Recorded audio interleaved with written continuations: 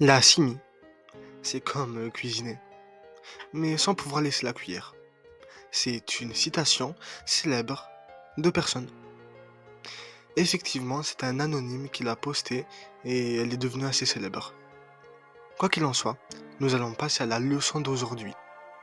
Les moles en physique-chimie. C'est du programme de seconde. Pour vous expliquer ce qu'est une mole, une petite illustration imagée. Imaginez que vous êtes chez vous, et d'un coup, paf, vous avez une folle envie de bonbons. Ça tombe bien, il y a une épicerie à l'autre bout de la rue. Mais vous avez tout sauf envie de sortir de chez vous. Pas de problème, votre ami Diego y va justement. Qu'allez-vous lui demander? 2 paquets? 120 bonbons? Ou la troisième option? Alors, si vous n'êtes pas un psychopathe, vous allez parler en paquets. 2 paquets. Ce sera exactement la même chose avec des entités chimiques, comme les atomes. Nous aurons plutôt tendance à parler en paquets d'atomes qu'en atomes individuellement. Tout à l'heure, un paquet de bonbons contenait 60 bonbons. Cette fois-ci, une mole, alors une mole c'est un paquet, hein, une mole contient 6,022 fois 10 puissance 23 entités. Donc je répète, une mole signifie un paquet, pas de bonbons mais cette fois-ci d'entités chimiques comme les atomes, et contient 6,022 fois 10 puissance 23 entités. Alors pourquoi cette valeur si précisément? Eh bien tout simplement car 6,022 fois 10 puissance 23 atomes d'hydrogène pèse 1 gramme. Voilà, donc on a pris l'atome le plus simple, on l'a multiplié suffisamment de fois pour qu'il pèse 1 gramme, et on a établi cette valeur. Donc en gros, les moles sont des paquets d'entités, d'une valeur de 6,022 fois 10 puissance 23 unités. Et à quoi ça sert? Ben c'est plus simple. C'est plus simple de parler en une mole qu'en plusieurs milliards d'atomes.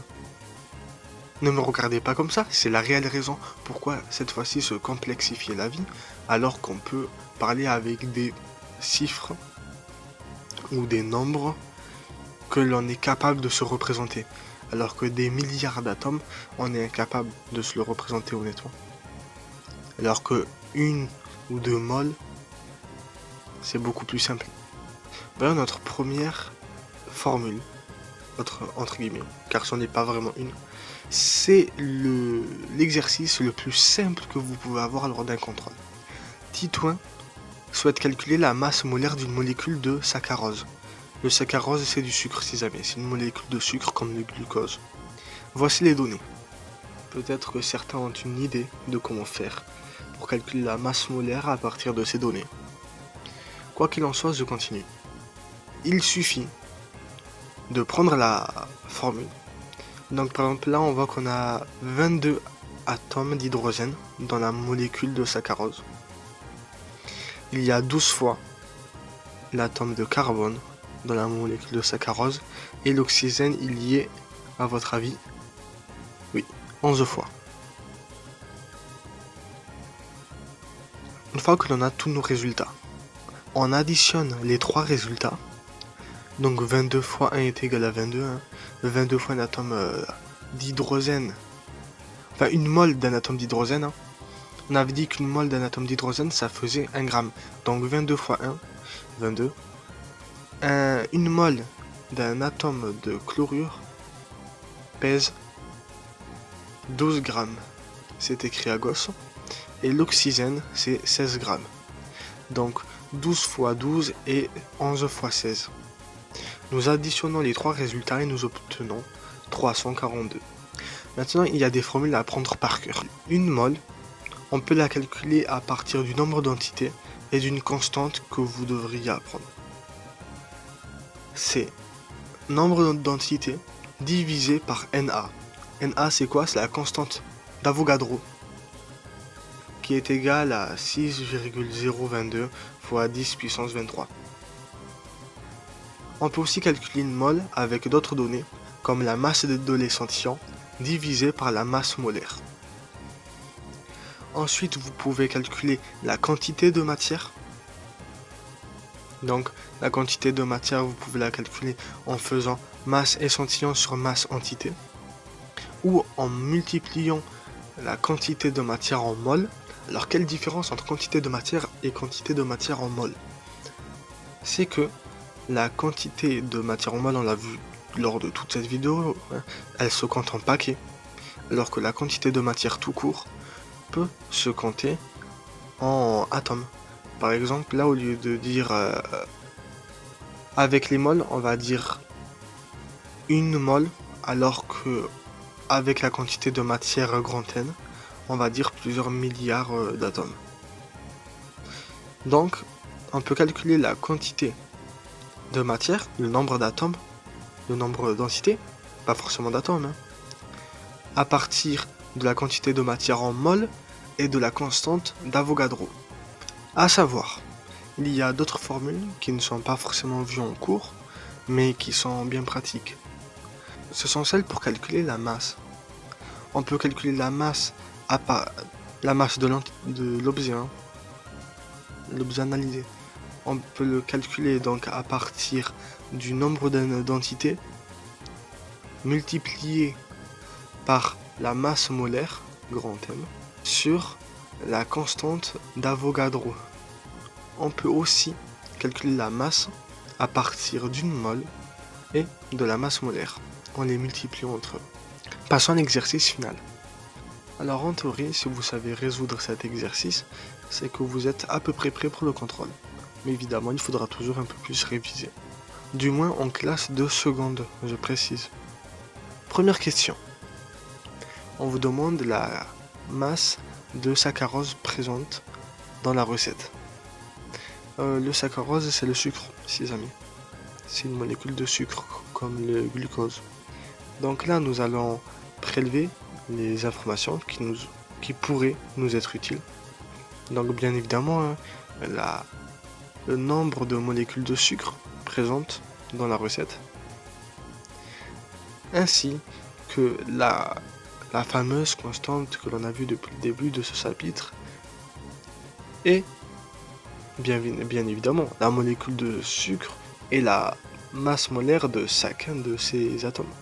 À partir de ces données, quelle formule nous permettrait de calculer la masse? Comment choisir la formule? Il suffit de tester les deux formules donc qui nous intéressent, les deux qui nous permettent de calculer la masse, et regarder si on a suffisamment de données pour pouvoir la faire. Sinon, c'est que c'était l'autre formule qu'il fallait prendre ou que vous devez trouver par vous-même certaines données. La formule qui va nous intéresser, c'est grand N fois grand M sur Na.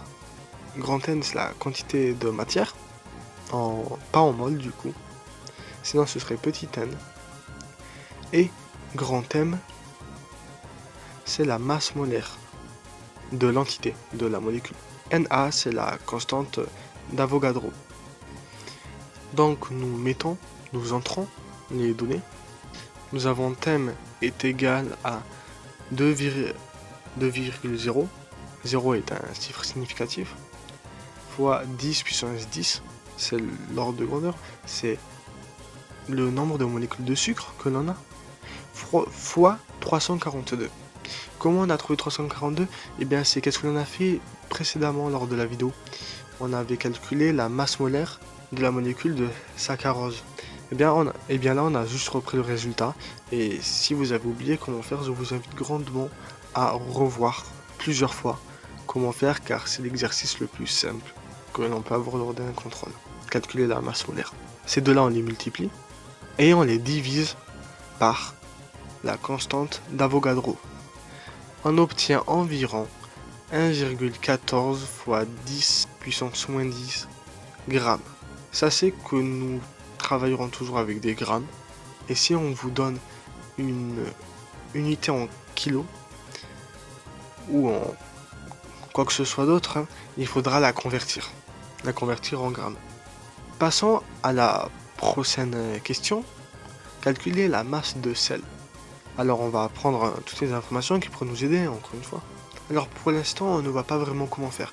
Peut-être que nous devrions commencer par calculer la masse molaire du sel, car cette fois-ci, ça, on l'a pas fait. Autant pour le saccharose, on l'avait fait précédemment dans la vidéo, mais sel, on n'a pas fait. Faisons-le. Donc Na et Cl, c'est la molécule, chacun est présent une fois. Donc ce sera 23,1, c'est donné dans l'énoncé.